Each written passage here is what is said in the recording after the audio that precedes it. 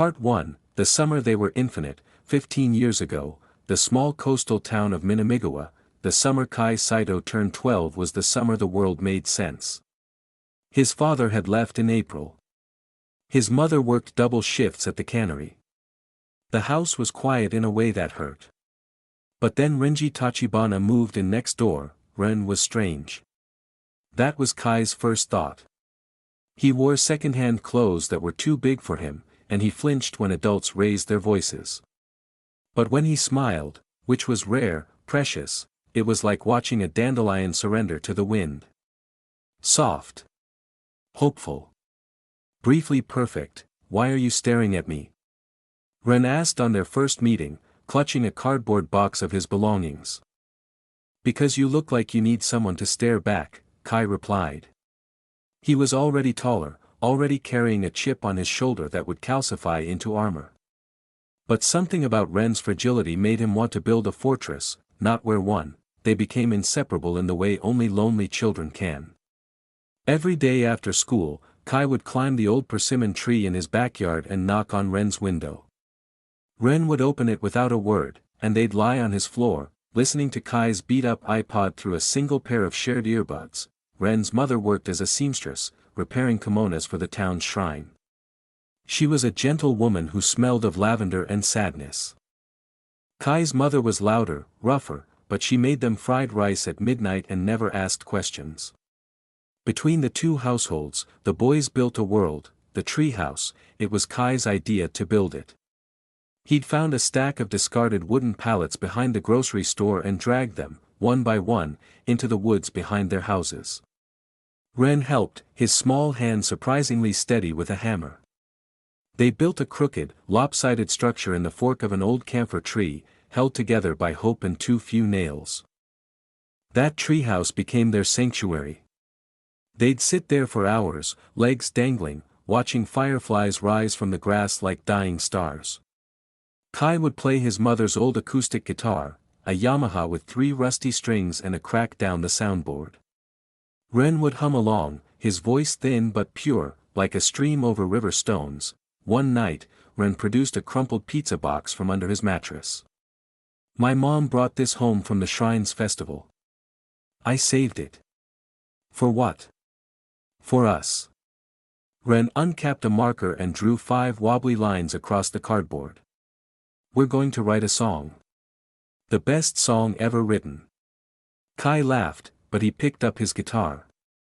"What's it about?" Ren thought for a long moment. The fireflies blinked around them, syncopated and random. "About not being alone," he said finally. "About someone leaving, but the music staying." That hit too close to home for both of them. Kai's father. Ren's absent father, a man no one ever mentioned. They didn't speak of it. They just started playing. The melody came first. Kai plucked 3 notes, C sharp, E, A question hanging in the humid air. Ren's eyes widened, and his voice found the answer, E, G sharp, back to C. A sigh of resolution. "That's it," Ren whispered. "That's the heart." They worked on it all summer, adding verses in the margins of the pizza box, crossing out lyrics, scribbling chord changes. The song was never finished. They couldn't find the bridge. Every attempt felt forced, wrong, like trying to fit a square peg into a round hole. "It'll come," Kai said, watching Ren's frustration crease his brow. "We have time." But they didn't. The last night, it was late August, the air thick with the promise of autumn. Ren appeared at Kai's window at midnight, his face blotchy from crying. Kai opened the sash without a word, and Ren climbed into his bed, curling against him like a wounded animal. "My mom sold my contract," Ren said into the dark. "To an agency in Tokyo. They're sending me to a training school. I leave next week." Kai's heart stopped. "For how long?" Ren didn't answer. That was answer enough. They lay there, pressed chest to chest, 13 years old and already grieving. Kai could feel Ren's heartbeat, rapid, scared, alive. Without thinking, he brought his hand up and brushed the hair from Ren's forehead. Ren looked at him, and something shifted. A recognition. A door opening. Kai, Ren whispered. I think don't, Kai said roughly, because he couldn't bear to hear the words that would make this real. Just. Don't say it. Not tonight. Just stay. Ren stayed. They fell asleep tangled together, Kai's arm around Ren's waist, Ren's face buried in Kai's neck. The unfinished melody played on loop in both their dreams. In the morning, Ren was gone. The pizza box was still in the treehouse, but the song was frozen in time. Kai never heard from him again. Part 2, The Years That Broke Them Both. Kai, The Long Defeat. Without Ren, Kai's world contracted. Music became his only language. He taught himself to play properly, scales, modes, theory stolen from YouTube videos and library books. He joined bands in high school. Formed his own in college. Played dingy bars, empty clubs, festival side stages where the sound technician was drunk and the crowd numbered in the single digits. He watched Ren's rise from afar. The debut single. The magazine covers. The way Ren's face slowly transformed from a boy's into a mask. Kai told himself he didn't care. Told himself Ren had chosen fame over friendship, and that was that, but every song he wrote had the same 3 notes buried in it. C sharp, E, A. A question no one answered. By 28, Kai was hollow. His last band, Broken Compass, had been his 5th and final attempt. They'd almost made it, a record deal with a small indie label, a tour opening for a moderately famous band, a song that got 50,000 streams on Spotify. Then the label folded. The singer relapsed. The drummer moved back to Osaka to run his father's ramen shop. Kai stood in his empty apartment, staring at his guitar. His mother had died 2 years ago, cancer, quick and cruel. He'd played for her in the hospice, her favorite folk songs, until her hand went cold in his. Now there was no one left to play for. He walked to echo that rainy night with the intention of drowning. Not literally. Just letting the dream die. He'd sell the guitar. Get a job at the cannery like his mother. Become a ghost in his own hometown. Then the door chimed. Ren, the Gilded Cage. Ren's life had been a performance since age 13. The training school was brutal, 12-hour days of singing, dancing, deportment, diet control. He lost the baby fat, learned to smile on command, forgot how to say no. His mother called once a month, her voice smaller each time. He never told her about the producer who touched his thigh during vocal lessons. Never told her about the panic attacks in bathroom stalls. Never told her about the nights he'd lie awake, replaying the memory of Kai's hand on his forehead. And cry into his pillow because that was the last time he'd felt safe. He debuted at 16 as the center of a boy band called Luminous. They were manufactured, polished, successful beyond anyone's imagination. Ren was the quiet prince, the mysterious one who never dated, never laughed too loudly, never broke character. His face was on billboards. His voice came out of convenience store speakers. His soul belonged to a corporation. At 20, he had a breakdown. Not a public one, the agency hid it well. He spent 3 weeks in a private clinic, diagnosed with severe anxiety and depersonalization disorder. The doctors said he needed rest. The agency said he needed to work harder. At 22, they suggested he enter a contract relationship with a rising model named Akira. For your image, the manager said. Fans love a love story. Ren and Akira were photographed holding hands at premieres, exchanging gifts at New Year's, gazing at each other across restaurant tables. They never kissed. Never touched in private. Akira was kind, in a distant way. He was also in love with someone else. They understood each other. At 25, Ren had his first real breakdown. He stopped speaking for 3 days. His voice, his instrument, his entire reason for existing, gone. The agency flew in a vocal coach, a psychiatrist, a shaman.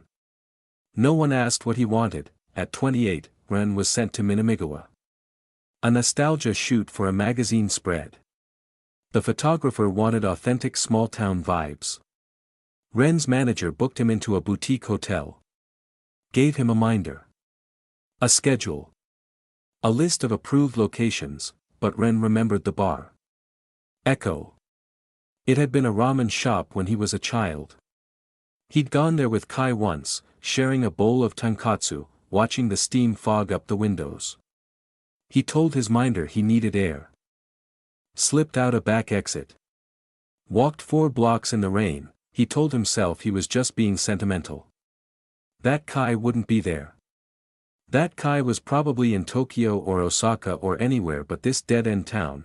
Then he walked into Echo, and the first thing he saw was a man with broad shoulders and a stained hoodie, slumped over a pint.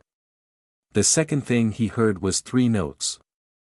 C-sharp, E, A, a question from a lifetime ago. Ren's legs moved before his brain could stop them. Part 3, The Reunion, unlocked, the Love Hotel. The room was garish, red velvet wallpaper, a circular bed, a mirror on the ceiling. Ren stood in the middle of it, dripping rainwater onto the carpet, and laughed. It was a terrible laugh. Hollow. The laugh of someone who'd forgotten how. The Love Hotel, he said. Of all the places. It's private, Kai replied, leaning against the door he'd just locked. And no one here cares who you are. They've seen worse. Ren pulled off his cap, his mask, his sunglasses. The transformation was shocking. Without the armor, he looked younger. And more broken. Dark circles bruised the skin under his violet eyes. His cheekbones were too sharp, he'd been skipping meals again. His hands trembled, Kai's chest ached. You're not eating.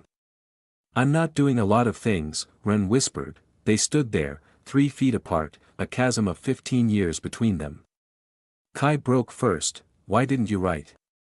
His voice cracked on the last word. Not one letter, Ren. Not one call. I waited. Every day for the first year, I checked the mailbox. My mom asked about you until she died. She kept your picture on the fridge. Ren flinched like he'd been slapped. Your mom died 2 years ago. You weren't there. I didn't know. Ren's voice was barely audible. They told me. They said you'd moved. That you'd changed your number. That you hated me for leaving. You didn't even try to find out if it was true. I was 13. Ren's composure shattered. Tears spilled down his cheeks, and he didn't bother wiping them. I was a child, Kai. A scared, stupid child who signed a contract he couldn't read. And then I was 15, and then 18, and then 25, and every year it got harder to reach out because every year I was more of a coward. Do you know how many times I almost called? I have your number memorized. It's been the same since we were kids. But I kept thinking, what do I say? Sorry I abandoned you while my handlers turned me into a puppet. Sorry I'm famous and you're not. I don't care that you're famous, Kai said, stepping closer. I care that you left.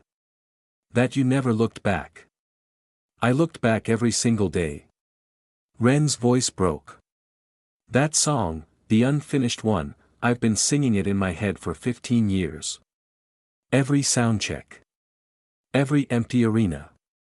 Every night alone in hotel rooms that look exactly like this one. He gestured wildly at the tacky velvet. I never finished it because I couldn't finish it without you. Kai stopped. The anger in his chest flickered, weakened. You're the bridge, Kai, Ren said, and his voice was raw, stripped of all performance. You always were. The first kiss, Kai crossed the room in 2 strides. He didn't plan it. Didn't second guess. He grabbed the front of Ren's designer coat, some Italian thing worth more than Kai's guitar, and pulled him close. I hate you, Kai said, but it came out wrong. It came out like I've missed you. Like I never stopped. Like please be real. Ren's hands came up, not to push him away, but to grip his wrists. Then hate me, he breathed. Just don't leave. Not again. Not tonight. Kai kissed him, it was not gentle. It was 15 years of silence erupting. Kai's mouth was rough, demanding, tasting the salt of Ren's tears and the hint of expensive whiskey. Ren gasped against his lips. And Kai swallowed the sound, deepening the kiss until they were both breathless. Ren's back hit the wall, and Kai pressed against him, chest to chest, thigh to thigh, feeling every tremor, every hitch of breath. Ren's fingers tangled in Kai's hair, pulling hard enough to sting. Kai, he moaned into his mouth, and the sound was worshipful, desperate, real. Kai pulled back just enough to look at him. Ren's lips were swollen, his cheeks flushed, his violet eyes blown wide with want. He was the most beautiful thing Kai had ever seen, not the polished idol, but this trembling, messy, human boy. Tell me what you want, Kai said, his voice low and rough. And I'll give it to you. Every last bit. Ren's answer was to pull Kai's hoodie over his head. Then his own shirt followed, unbuttoned with shaking fingers. Kai's breath caught at the sight of Ren's body, slender, pale, marked with a few scattered moles and one small scar on his ribs. A surgical scar. The one the tabloids had never seen. What happened? Kai asked, tracing it with his thumb. Collapsed lung, Ren whispered. 2 years ago. I kept performing through the pain until I passed out on stage. They told everyone I had the flu. He looked away. I'm not real to them, Kai. I'm a product. But I want to be real with you. Just tonight. Just once. Kai's heart cracked open. He kissed the scar, soft and reverent. Then he kissed lower, trailing his lips down Ren's sternum, his stomach, the sharp jut of his hip bone. Ren's hands fisted in the sheets as Kai knelt before him, looking up through dark lashes. You're real to me, Kai said. You've always been real to me. What followed was explicit in the way honesty is explicit. Kai learned every inch of Ren's body, the spot behind his ear that made him shiver, the dip of his lower back that made him arch, the way he gasped Kai's name when Kai's mouth found the inside of his thigh. Ren, for his part, was greedy and trembling, pulling Kai up to kiss him again and again, as if afraid he'd disappear. When Kai finally entered him, slow, careful, watching Ren's face for any sign of pain, Ren's eyes flew open, and a sob tore from his throat. Not from hurt. From the overwhelming sensation of being known. Look at me, Kai commanded gently, cupping Ren's jaw. I want to see you. Ren looked. And for the first time in 15 years, he wasn't performing. He was just Ren. Violet eyes, tear-streaked cheeks, mouth open on a moan.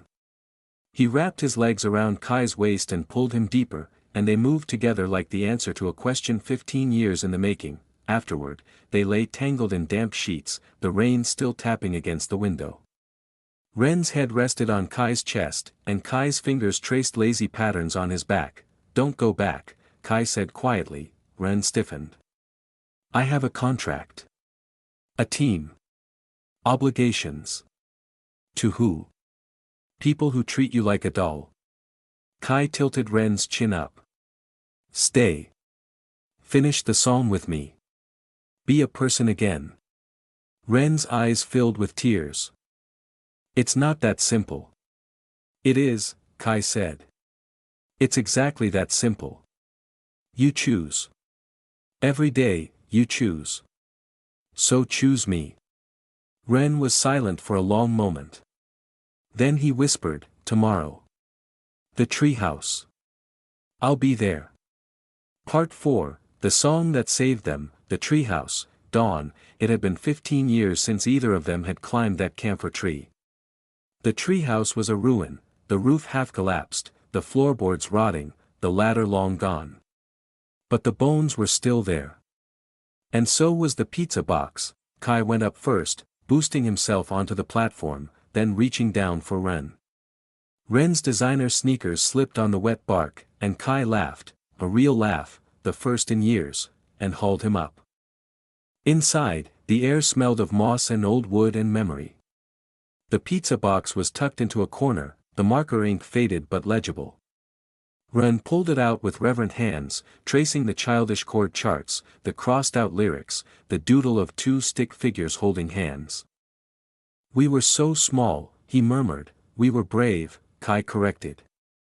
"We didn't know yet that the world would try to break us." Ren pulled out his phone. Not the agency-approved one, but a second device, a cheap burner he'd bought that morning. He opened a keyboard app and set it on a stack of old comic books. "Play it," he said. The question. Kai had brought his guitar. The same Yamaha his mother had given him, now restored, new strings, a repaired soundboard, a fresh coat of varnish. He cradled it like a child and played the three notes. C sharp, E, A, Ren's fingers found the keyboard. E, G sharp, back to C, the melody rose between them, fragile and strong. And then they began to build. Kai found the verse first, a minor key progression that spoke of longing, of empty beds and unanswered letters. Ren's voice, still rough from the night before, found the words, "You left before the summer ended, took the light and left me mended wrong." Kai's fingers stumbled. "You wrote that?" "Just now," Ren said, blushing. "Is it terrible?" "It's perfect." They worked through the morning, the rain giving way to weak autumn sunlight filtering through the trees. The chorus came next, Ren's idea, a major key shift that felt like hope breaking through concrete, "But every note you never finished, is a question I've been singing all along." And then, finally, the bridge. The part that had eluded them for 15 years. Kai played a rising progression, tense, searching, climbing like fingers reaching for a ledge. Ren listened, head tilted, violet eyes distant. Then he hummed a single note. Held it.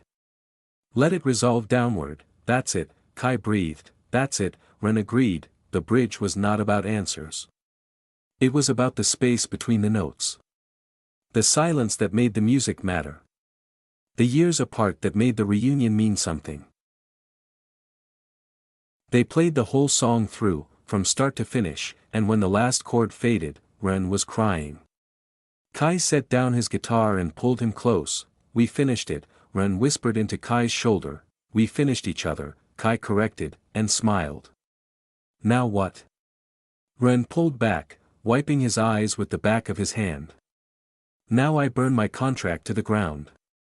Part 5, The Fallout and the Rising, the Scandal. Ren's departure was nuclear. The agency released a statement, "Renji Tachibana has chosen to breach his contract for personal reasons. We wish him well."